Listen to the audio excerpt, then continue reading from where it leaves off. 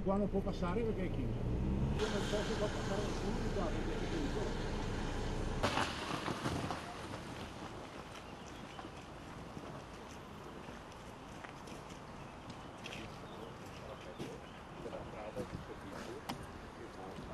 Due frane e il blocco con il Fadalto isolato. L'immagine simbolo dell'ultima ondata di maltempo nella Marca e nel Veneto sta nella terra crollata sulla statale 51 Alemagna in 2 punti. Ore di lavoro per Vigili del Fuoco e ANAS con la chiusura non solo della strada nei 2 sensi, ma anche a scopo precauzionale della tratta ferroviaria Vittorio Veneto-Calalzo.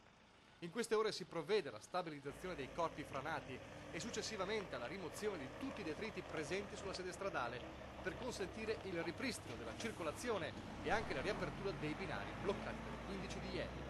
Disagi pesanti per il traffico e anche per chi vive in zona e qualche momento di comprensibile tensione. Noi che siamo da Basso Fadalto, c'è un cartello che dice da Fadalto a Basso Fadalto? Andare fuori dalla parte opposta. Dove c'è? Da Basso Fadalto. Dove c'è? Dall'altra parte. Dove c'è il cartello?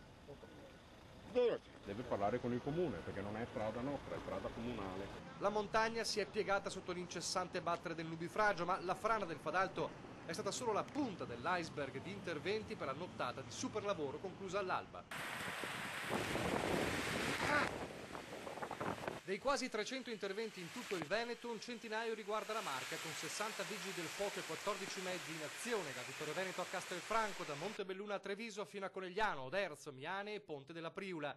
A Miane in particolare un'altra frana causata da un troppo legname formatosi sul letto di un ruscello lo ha fatto esondare e il corso d'acqua ha portato a valle massi e detriti. A Ponte della Priula un'altra tromba d'aria ha provocato diversi danni alle abitazioni e alla circolazione, con tetti devastati e alberi in strada.